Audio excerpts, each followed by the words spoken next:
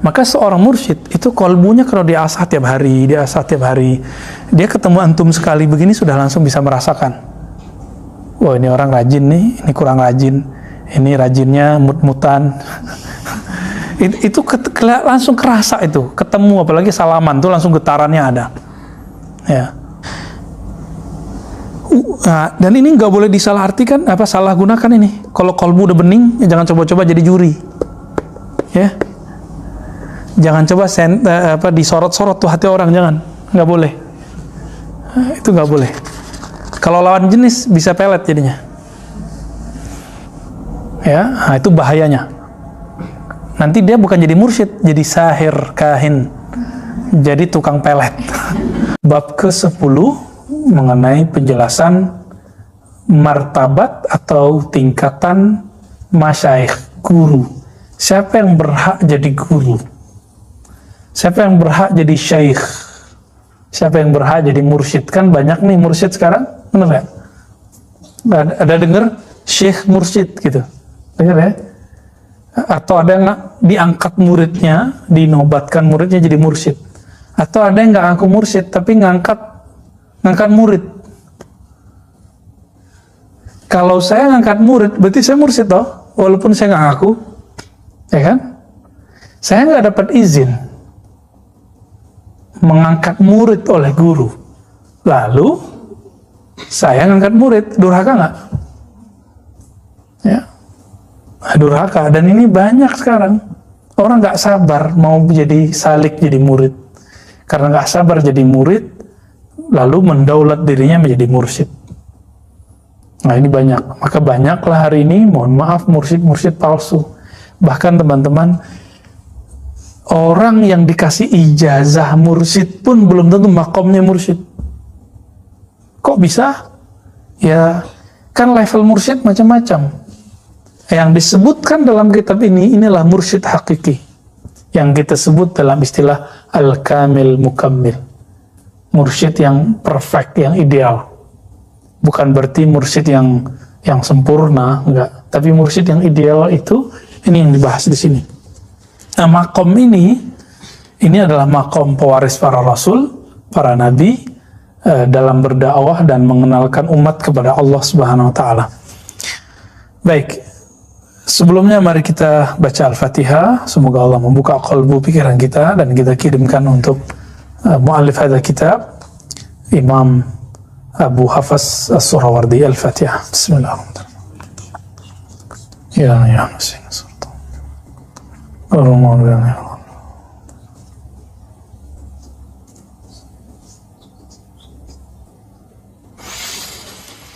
Amin. Qala al-Imam Abu Hafs As-Surawardi bisanadina al-muttasil ilaihi, dengan sanad kita yang bersambung kepadanya, beliau berkata, warada fil khabar an Rasulillah sallallahu alaihi wasallam.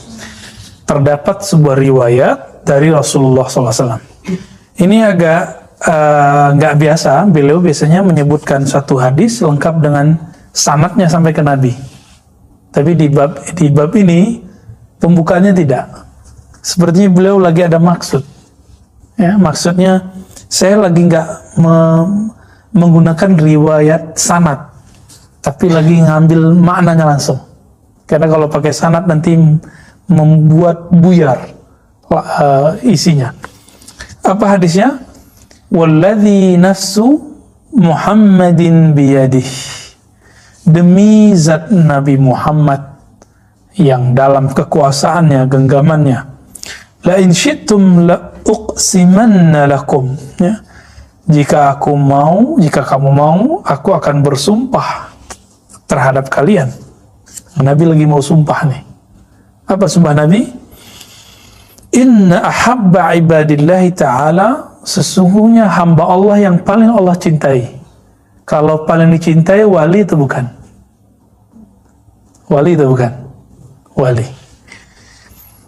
Alladzina yuhabbibuna Allah ila ibadih, yaitu hamba-hamba Allah yang mengajak hamba Allah yang lain untuk mengenal dan mencintai Allah.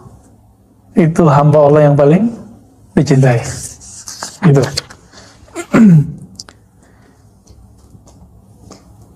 kita balik ya, kebalik lafaz hadisnya. Alladzina yuhabbibuna Allah ila ibadihi wa yuhabbibuna ibadallah ila Allah. Yang meminta Allah agar mencintai hambanya, agar memaafkan hambanya, agar mengampuni murid-muridnya, umat semua. Nah, ini hari ini udah doain orang lain belum? Itu maksudnya. Udah doain belum? Berarti antum belum dapat tuh jatuh cintanya Allah. Ya. Hari ini sudah kirim Fatihah belum untuk umat? Untuk sahabat. Gitu. Jadi kalau mau tahu cari waliullah tuh paling cemas dengan nasib umat. Dia nggak hanya cemas dengan nasibnya sendiri, dia mencemaskan nasib umat, terutama murid-muridnya, sahabat-sahabatnya, teman-temannya, keluarganya, orang di kampungnya, di negaranya, apalagi yang seiman dengannya. Umum manusia aja dia khawatirkan, apalagi umat yang beriman. Ya, nah ini baru satu. Yang kedua, yuhabbibuna ibadallah ilallah, yang mengenalkan Allah dan mengajarkan bagaimana mencintai Allah kepada makhluk-makhluk, kepada hamba-hambanya. Itu yang lafaz pertama tadi. Dan yang ketiga, wa yamshuna 'alal ardi bin nasiha, mereka jalan di muka bumi dengan nasihat. Apa arti nasihat dalam bahasa Arab? Tulus. Tulus itu beragam. Kepada Allah dengan tauhid yang benar, kemudian kepada kitab Allah, mengikuti kitab Allah, terhadap Nabi dengan taat pada Nabi, kepada para pemimpin dengan cara mentaati mereka dalam hal yang tidak maksiat, dan umat Islam dengan cara membimbing mereka. Nah, itu an-nasihah. Jadi nasihat itu hanya boleh disebut nasihat jika ada tulus. Jadi antum kalau belum tulus ngajar orang, belum menasihati namanya. Ini saya nih mau mengkritik suatu kelompok, tapi ingin menjatuhkan dia, berarti saya belum tulus. Gitu. Saya misalnya nih ingin mengkritik Salafi, niatnya mau jatuhin Salafi, maka saya belum memberi nasihat kepadanya, karena belum tulus. Kata Imam Sya'rani, jika engkau belum berniat agar rahmat Allah sampai kepada lawanmu, maka berhentilah berdebat. Jangan, nggak usah dakwah deh gitu. Berarti dia belum kenal Allah, dia belum cinta Allah. Nah, gimana dia mau melakukan itu? Baik. Apa kata beliau? Ini hadis setelah kita teliti, tahrij, riwayat Imam Ibnu Abid Dunya. Pernah dengar? Ya, kalau ahli hadis ini anak Darussunnah pada ngerti nih. Ya. Ibnu Abid Dunya. Imam Dunya ini punya kitab, kalau Imam Bukhari Muslim punya kitab Jami'. Jami' ini kumpulan-kumpulan besar, banyak tema di dalamnya. Kalau Ibnu Abid Dunya mempunyai kitab-kitab ajza, tematik, satu tema. Aulia, zuhud, al-maut, ziaratul kubur misalnya. Nah, itu Imam Ibnu Abid Dunya. Dan perlu diketahui, Imam Al-Ghazali rahmatullah alaih menulis Ihya Ulumuddin. Kalau ada hadis yang tidak bisa kita temui di hadis yang lain, kebanyakan ada di Ajza Ibnu Abid Dunya, dan itu sudah dicek. Maka penelitian terakhir dari beberapa syekh dan beberapa ahli hadis, peneliti hadis, ternyata hampir semua hadis dalam Ihya Ulumuddin itu ada sumbernya, kecuali cuma 20-an sampai 50-an. Semuanya ada sumbernya. Masalah kualitasnya nanti. Jadi beliau baca kitab hadis, bayangkan. Orang kan ngejek Imam Ghazali nih, bahkan mengatakan ada kemarin penceramah dari Indonesia di YouTube mengatakan bakar aja tuh kitabnya gitu ya, boleh dibakar gitu. Sebenarnya dia menukil kalam orang, kemudian dia kalamkan sendiri. Dan itu tidak boleh ya. Nauzubillah min dzalik. Bahkan pendahulunya Ibnul Jauzi mengkritik Al-Ghazali, tapi juga memujinya. Bahkan mengikhtisar kitabnya, Mukhtasar Minhajul Qasidin, yang sekarang dipakai oleh teman-teman Salafi untuk kitab Tazkiyatun Nufusnya yang setelah diikhtisar oleh Ibnu Qudamah. Jadi coba lihat, Ghazali di Ulumuddin diikhtisar oleh Ibnu Al-Jauzi. Apa nama kitabnya? Mukhtasar Minhajul Qasidin. Minhajul Qasidin. Minhajul Qasidin diikhtisar oleh Ibnu Qudamah. Kitab ikhtisar inilah yang sudah diterjemahkan di mana-mana dan dipakai dalam majelis Tazkiyatun Nufus sahabat-sahabat kita Salafi. Ya, saya bersyukur juga sih. Ya nggak apa-apa tuh. Ya, semoga ini jalan supaya kolbu kita, kolbu mereka lembut, gitu. Tapi sudah banyak yang dikurangi dalam kitab itu. Nah, ini yang perlu kita ketahui. Cuma bagusnya riwayat hadis yang menurut Ibnu Jauzi bermasalah sudah dibuang. Ya. Baik. Mada qala Al-Surawardi. Jadi Imam Surawardi ingin menjelaskan perspektif ilmu qalbu. Apa kata beliau? Wa hadha alladhi dzakarahu Rasulullah SAW huwa ratbatul masyakhah wad da'wati ila Allah Ta'ala. Yang Nabi katakan tentang orang yang paling dicintai oleh Allah adalah orang yang meminta Allah supaya mencintai hambanya dan mengajak hamba agar mencintai Allah, lalu berjalan ke bumi dengan penuh ketulusan nasihat. 3 karakter ini adalah karakter yang dipunyai oleh orang yang menaiki makom masyakhah, syekh mursyid, wa da'wah ilallah, da'i kepada Allah SWT. Inilah makomnya Al-Habib Umar. Inilah makomnya muridnya beliau, adik kelasnya Al-Habib Ali ya, Al-Jufri. Inilah makomnya Syekh Ali Jum'ah, makomnya Syekh Ahmad Tayyib ya. Walaupun mereka tidak disebut mursyid misalnya, kayak Syekh Ali Al-Jufri kan tidak menyebut dirinya, Al-Habib Al-Jufri nggak menyebut diri mursyid ya. Syekh Ahmad Tayyib nggak menyebut dirinya mursyid, tapi beliau mencintai umat ya, walaupun ada kritik-kritik dari beliau. Di Indonesia banyak ya, sangat banyak orang-orang yang dapat makom ini. Namun ada yang mastur, tertutup, ada yang masyhur. Nah, kebanyakan mereka mastur. Orang-orang yang mendoakan kita di saat kita lupa mereka, bahkan kita nggak mendoakan mereka, itu mereka mendoakan kita.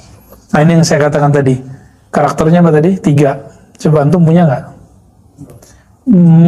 Minta kepada Allah supaya Allah mengampunkan, merahmati makhluk. Yang kedua, ngajak makhluk untuk kenal kepada Allah, cinta kepada Allah. Yang ketiga, tulus. Tuh, 3 tuh. Jebol 1, coret. Ya, coret. Maka ada orang yang dulu diangkat jadi mursyid, lalu kemudian dia nggak tulus, coret dia terhapus namanya dari daftar ini, daftar orang yang dicintai oleh Allah. Mungkin di kalangan makhluk masih dianggap mursyid, syekh, ulama, tapi di sisi Allah bukan lagi. Nah, itulah rahasia kenapa ulama kita sering kirim Fatihah. Jadi kirim Fatihah itu bukanlah bid'ah.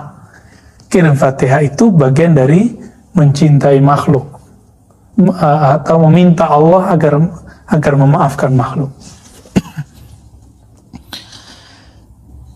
Lianna syekh yuhabbibullah ila ibadihi haqiqatan. Kenapa? Karena syekh itu yuhabbibullah ila ibadihi haqiqatan, meminta kepada Allah agar mengampuni, menyayangi makhluknya. Itu hakiki, nggak main-main, nggak buat-buat ya. Diam di rumahnya, di khalwatnya, di kamarnya, dalam sunyinya, itu dia mendoakan makhluk, mendoakan murid-muridnya, sahabat-sahabatnya, bahkan umat manusia semua. Apalagi COVID begini nih, mereka paling kencang doanya. Tapi ingat, doa mereka bukan ya Allah batalkan takdirmu, angkat COVID. Enggak, mereka nggak berani ngomong gitu. Mereka hanya berani mengatakan, ya Allah jaga umat, selamatkan umat. Coba lihat doa Nabi Khidir yang dinukil oleh para imam sampai ke Imam Syafi'i, dinukil oleh Imam Suyuti. Apa itu? Allah marham ummat Muhammad, ya Allah rahmati umat Muhammad. Apalagi Allahumma aslih umat Muhammad, ya Allah perbaiki kerusakan umat Muhammad. Apalagi Allah majbur umat Muhammad, ya Allah bantu umat Muhammad atau unsur umat Muhammad. Mau dia apapun alirannya, mau dia salafi, mau dia asy'ari, mau dia pejabat, mau dia bukan pejabat, ya politisi, nggak politisi, mau dia kiai, murid, yang penting dia umat Muhammad. Nah gitu. Berarti orang ini nyimpen kebencian nggak di kolbunya. Nah, maka dikatakan oleh para imam kita, siapa yang baca doa ini pagi sore, maka dia diangkat jadi wali abdal. Itu wali tinggi loh. Itu wali paling tinggi untuk di bawah kutub. Di bawah kutub paling tinggi itu abdal. Kenapa? Di hatinya nggak ada kebencian. Nah teman-teman, di hati kita ada kebencian nggak ke orang?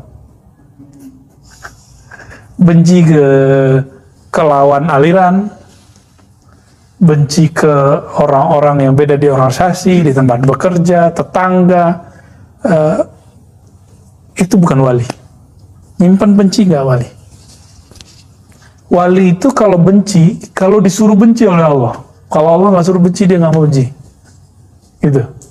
Itu sebabnya wali-wali Allah mewarisi sifat Nabi SAW. Nabi Muhammad ketika dilempar, balas ngelempar nggak? Ketika dia ejek, balas ngejek nggak? Nah, inilah yang Al-Habib Al-Hakiki. Siapa yang disebut Habib Hakiki? Yang kalau dia dihujat, dia nggak balas menghujat. Dan saya melihat itu ada pada Habib Umar, Habib Al-Jufri. Tapi sebening-bening Habib Umar nggak pernah jelek-jelekin siapapun. Itu boleh dihujat orang. Iya kan? Aneh gak tuh? Baik. Waratbatul masyakhah min ala rutabi min ala ratbi ya atau rutabi fi tariq as-sufiyah. Tingkatan masyayikhah itu, syekh mursyid adalah tingkatan tertinggi dalam strata tarekat sufi. Nah, jadi teman-teman, kalau kita belajar fikih, ada yang paling tinggi namanya mujtahid. Masih ingat? Di bawah mujtahid ada tingkat-tingkatnya, mujtahid mutlak, mujtahid apa lagi? Muqayyad, mujtahid apa lagi? Mujtahid mazhab, mufti, gitu ya. Terus baru muqallid di bawah. Itu istilah muqallid itu kalau di dalam tarekat sufi disebut murid. Mujtahid itu di kalangan sufi disebut dengan kutub. Makanya coba 4 imam mazhab yang bertahan itu imamnya siapa? Nah, kenapa? Karena kutub itu memang dikenalnya 4 kutub utama. Nanti ada kutub-kutub yang lain. Tapi kalau kutub dunia memang 2, utara dan selatan. Jadi setiap ilmu ada fannya. Dalam ilmu hadis ada yang disebut al-hafiz. Al-hafiz adalah gelar tertinggi dalam hadis. Di zaman Nabi ada nggak gelar ini? Nggak ada. Bid'ah nggak? Enggak. Ini ilmu yang sah, mustaqil. Jadi istilah syekh mursyid, arif billah di kalangan sufi, mujtahid di kalangan ahli fikih, usul fikih, hafiz atau imam muhaddis dari kalangan ahli hadis, itu semua istilah baru, tidak ada di zaman Nabi, lalu diadakan sekarang, diadakan di zaman setelah Nabi. Bid'ah? Enggak. Kenapa orang kemudian sentimen dengan sufi? Karena nggak mengerti analog ini. Gitu, nggak bisa memajangnya secara al-kul bil-kul ya, secara tepat. Akhirnya yang terjadi, dulu di zaman Rasulullah nggak ada tasawuf. Ya berarti di zaman Rasulullah nggak ada fikih juga dong. Di zaman Rasulullah nggak ada ilmu hadis juga dong, kan gitu jadinya. Enggak, kita nggak ngomong gitu. Di zaman Nabi ada nggak hadis sahih dan hadis dhaif? Nggak ada. Terus ketika dalam tarekat sufi juga sama.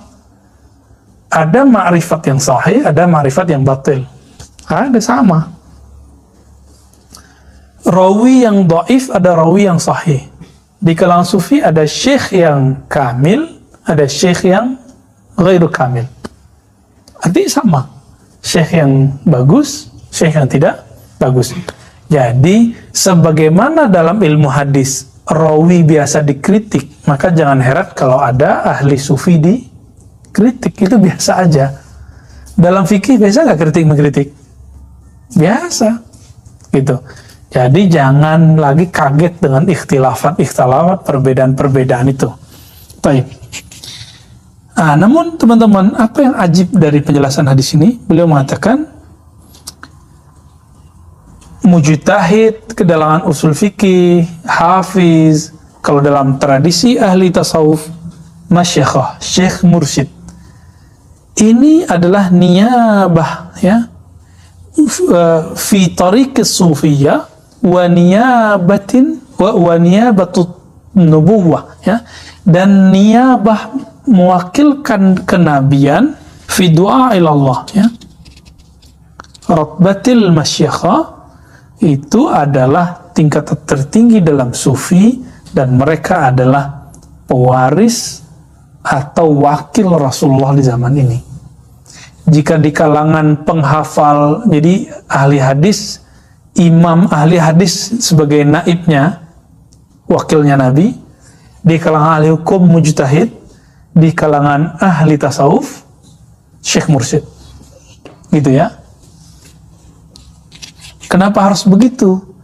Karena ahli fikih tidak menyentuh persoalan kolbu, benar nggak? Ada nggak pembahasan di rukun 13 yang kita pelajari di mazhab Syafi'i, bab khusyuk, bab bagaimana cara menikmati bacaan, ada nggak? Nggak ada, ya. Adakah dalam ilmu akidah, ilmu kalam, cara mentalkinkan zikir? Nggak ada. Adakah di kalangan ahli hadis cara mendamaikan dua hadis yang bentrok? Satu hadis mengatakan boleh, satu hadis yang tidak boleh. Nggak ada. Itu adanya di fikih. Nah, lalu praktek secara kamilnya itu ada di kalangan sufi. Taib.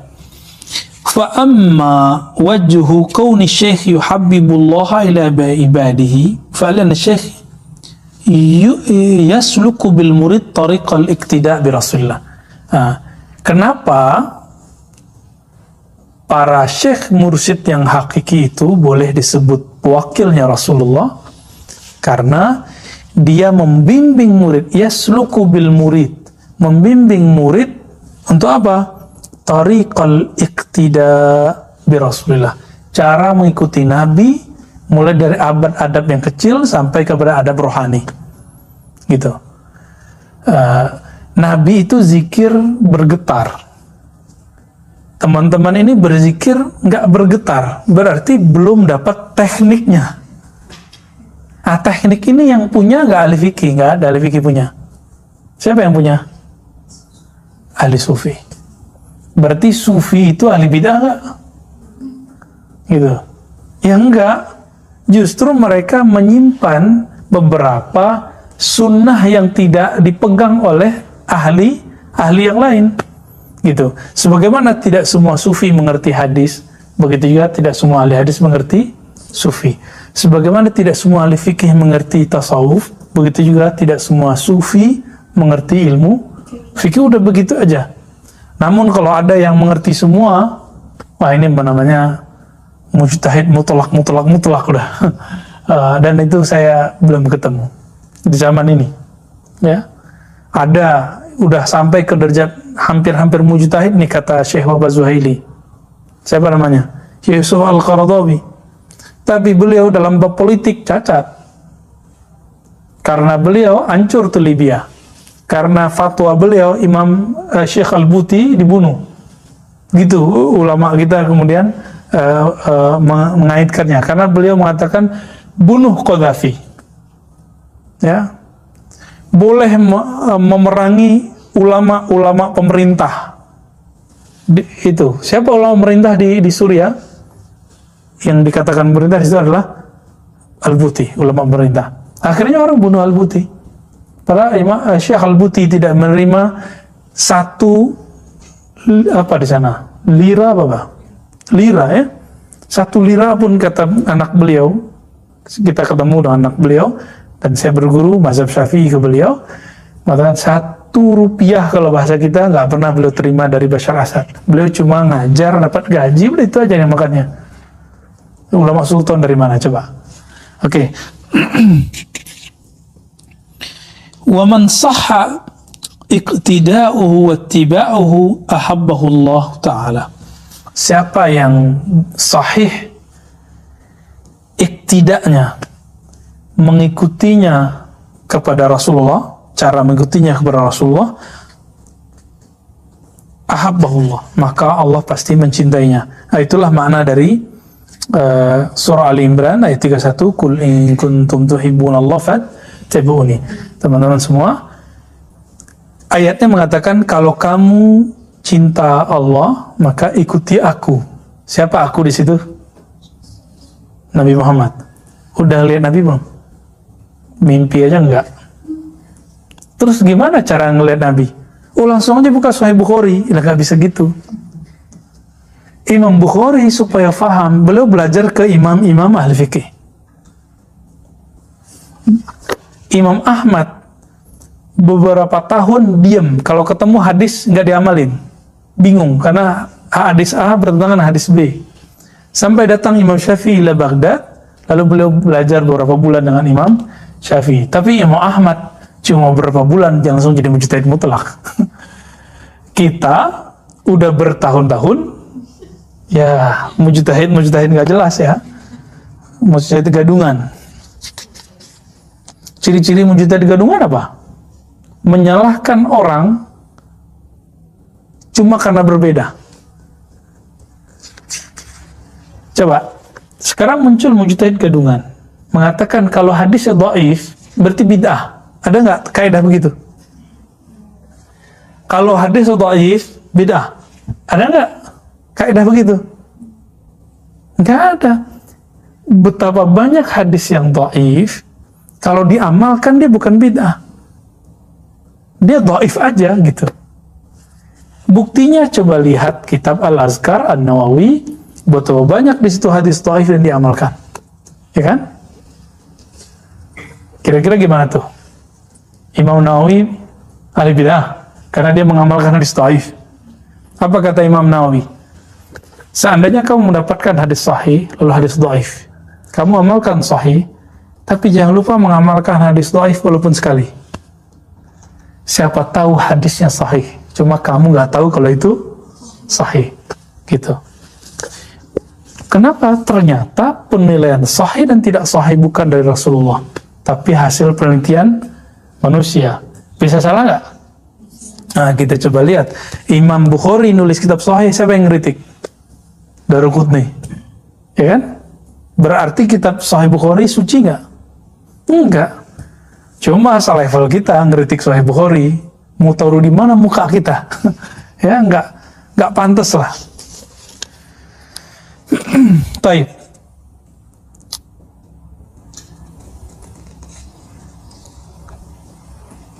Apa kata beliau? Wa wajhu kaunihi yuhabbibu ibadallah ta'ala ilaih. Nah, kriteria atau ciri-ciri kenapa seorang mursyid itu dicintai oleh Allah, seorang kiai, seorang habib, seorang ustadz dicintai oleh Allah, ini coba dilihat. Annahu yasluku bil murid tariqat tazkiyah. Dia membimbing murid untuk melakukan tazkiyah. Apa arti tazkiyah? Penyucian jiwa. Jadi tazkiyatun nufus hanya salah satu bab dalam tasawuf. Jadi kalau ada teman-teman kita, sahabat-sahabat kita salafi mengatakan tidak ada tasawuf yang ada tazkiyatun nufus, maka hanya sepersekian bab dari tasawuf. Kira-kira begitu. Ya. Jadi mereka bertasawuf nggak sebenarnya? Iya, cuma malu aja bilang tasawuf. Karena udah keburu membid'ahkan sufi, menganggap sufi zindiq. Wa idza tazakkatin nafsu in jallat mir'atul qalb. Nah, teman-teman, apabila cerminan kolbu, jadi kolbu itu ibarat cermin, dia bersih, maka apa yang di depannya, apa yang ada di sekitarnya terlihat nggak di dalam. Jadi kolbu itu kayak cermin cembung. Apa aja yang sekitar itu kelihatan. Itu sebabnya semakin bening, saya bisa menembus hati orang, gitu misalnya. Contoh, seperti saya kalau mengerti bahasa Arab, bahasa Inggris, saya tahu nih bahasa orang ini benar atau enggak. Kok bisa tahu? Ya karena sudah terasah, terlatih. Maka seorang mursyid itu kolbunya kalau diasah tiap hari, dia ketemu antum sekali begini sudah langsung bisa merasakan. Wah, ini orang rajin nih, ini kurang rajin, ini rajinnya mut-mutan. itu langsung kerasa itu, ketemu apalagi salaman tuh langsung getarannya ada. Ya, kan wasfahu, bersalamanlah kamu, kan begitu di dalam Al-Quran. Karena salaman itu bisa menetralkan, tapi juga bisa jadi awal dari jadi juri. Maka salah satu pengobatan kan dengan salaman, dengan sentuhan gitu, ya. Tapi bukan berarti itu dia mengerti alam gaib, enggak. Karena kolbu bukanlah gaib. Kolbu bukanlah alamul ghuyub. Dia cuma antara alam gaib dengan alam nyata. Alam nyata dalam bahasa kitab ini disebut alamul malak. Jadi alam itu ada alam nyata, ada alam barzakh, antara itu lalu ada alam baru alam gaib, ini jabarut, malakut. Nah, kita mundurin isya, ngamalin hadis menakhir sholat isya sebentar ya.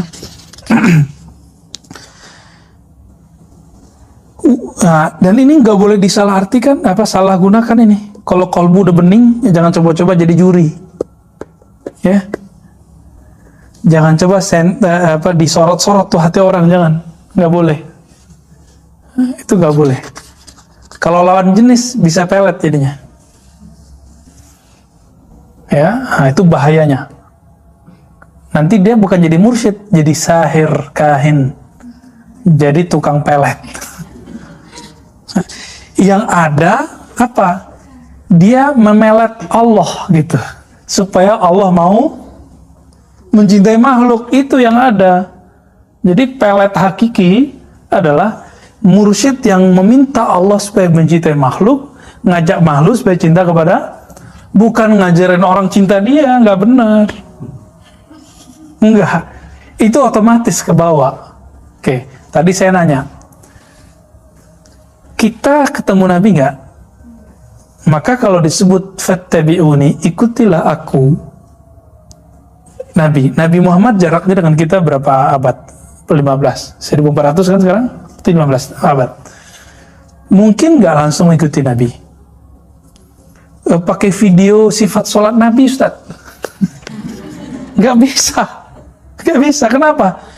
Cara sholat itu harus dipelajari pergerakan per huruf dari orang yang dia belajar ke orang sebelumnya, orang itu belajar ke orang sebelumnya sampai ke Nabi. Ini disebut dengan as-sanad bil fi'li. Sanad bil fi'li atau al-musalsal bil fi'li. Musalsal amal itu musalsal terbesar di dunia setelah Al-Quran. Jadi ada Al-Quran itu per hurufnya sama kayak Nabi. Tahu dari mana? Coba. Karena ada sanad guru. Antum mau kemana aja negerinya, Quran kita sama. Kecuali qiraatnya berbeda. Gitu. Kalau garansi Quran saya benar, karena saya punya guru ahli qiraat, maka garansi sholat saya benar, saya punya ahli guru fikih, guru TPA dulu, bahwa dia sholat dari gurunya. Gurunya sholat dari gurunya. Jadi jangan lagi ngomong gini, ternyata sholat ala kampung kita salah, Tat. Gitu ya, kan ada yang ngomong gitu. Loh kenapa? Oh yang sahih itu videonya sifat sholat Nabi. Loh, sifat sholat Nabi itu adalah kompilasi Syekh Albani, versi Albani. Belum tentu benar. Coba dicek. Banyak ngacoknya. Ya. Nah, tangan naik turun duluan mana itu juga udah kacau di situ, ya. Tapi itu usaha Syekh Albani, ya sudah. Kenapa? Karena dia nggak melihat orang, dia melihat teks. Akhirnya dia mengatakan penyebut Sayyidina itu bid'ah. Debatlah beliau ini dengan Syekh Al-Ghamidi Al-Ghumari. Debat panas itu. Begitulah sampai akhir nantinya. Karena kita tidak bisa melihat Nabi, maka lihatlah orang yang mewarisi ilmu Nabi. Jadi sebenarnya guru-guru antum dulu di kampung itu pewaris Nabi, tapi dalam ilmu yang sedikit itu. Cukup nggak? Cukup. Maka mau sehebat apapun nih ngajinya sekarang, tetap aja cara sholatnya kayak guru TPA-nya dulu. Ya bener nggak? Mau dijadiin aliran apa, nanti alam bawah sadarnya begitu. Jadi teman saya itu ada sholat tangannya begini terus, gitu ya. Tapi ketika kita ajak ngobrol, asik ngobrol, terus jam sholat datang, dilupa kalau dia udah beraliran baru, tangannya turun lagi. Terus kenapa? Ya kenapa? Karena dia udah dari alam bawah sadarnya sholat seperti itu, dan itu nggak salah kok. Kalau mau tangannya begini boleh nggak ya? Boleh juga. Cuma guru kami Syekh Taufik setelah mempelajari fikih Syafi'i itu melarang. Apa kata beliau? La taf'al mislah haula. Jangan lakukan seperti itu. Karena Imam Muslim dalam Sahih Muslim menyebutkan antara dada dan perut. Ini contohnya. Kalau nggak punya guru susah. Kalau belajar pakai video mungkin sebulan baru ngerti. Tapi kalau pakai guru ketemu 20 menit selesai. Ya kan? Nah, ini hebatnya.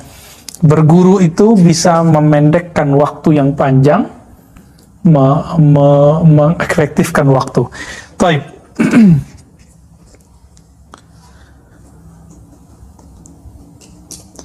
Wa naqasat fihi anwarul azamatil ilahiyyah. Maka terpantullah dari cermin kolbu itu, apa yang terpantul? Cahaya-cahaya ilahiyah. Maksudnya gini, semakin sering orang itu menyebut nama kekasihnya, nanti kalau alam bawah sadarnya itu menulis nama dia plus nama gitu. Tapi dia itu sering nyebut nama Nabi, maka yang sering dia coret-coret Muhammad. Yang sering dia omongkan Muhammad. Kalau dia itu cinta kepada Allah, ciri-ciri orang cinta, kata-kata lirih yang keluar dari alam bawah sadarnya adalah Allah. Al-mar'u ma'aman ahabba. Inilah yang dikatakan dalam hadis Sahih Bukhari. Seseorang itu akan selalu bersama dengan siapa yang dicintai.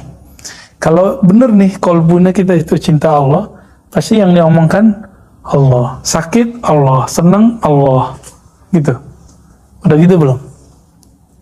Ngaji itu lebih banyak mengingatkan kepada Allah daripada nyalahkan hamba-hamba Allah, gitu. Itu lebih banyak, dominan ya. Walaha fihi jamalut tauhid, maka akan terpancar padanya keindahan tauhid. Tauhid itu indah loh ya. Tauhid itu mencintai Allah tanpa menyekutukannya, dan itu indah. Ini teman-teman kalau pernah mengalami dulu di masa muda-muda kali ya, terus sekarang jatuh cinta kepada dua orang sekaligus itu ribet. طيب وانجذبت أحداق البصيرة إلى مطالعة أنوار جلال القدم ورؤية الكلام الأزلي. Maka ketariklah itu ya, hadak itu mata ya, mata ini disebut hadak. Kalau dalam hati, ini bahasa analog, maka pandangan mata basirah akan menembus, akan ketarik ila mutala'ati anwari jalalil qidam, akan lebih tertarik memandang keagungan Allah yang maha qadim, wa ru'yatil kamalil azali, lalu melihat Allah yang maha sempurna dan azali. Jujur, kalau kita senang seseorang, pengen ketemu gak sama orangnya? Ya, Senang kan bertahap. Senang karena apa? Senang berteman. Kalau senang berteman, sehari aja nggak ngobrol sama dia nggak seru. Senang cinta, beda lagi kan? Kalau nggak ditanyain ngapain hari ini dek, mas, miss, mus, kayaknya nggak seru gitu. Nah, itu sama.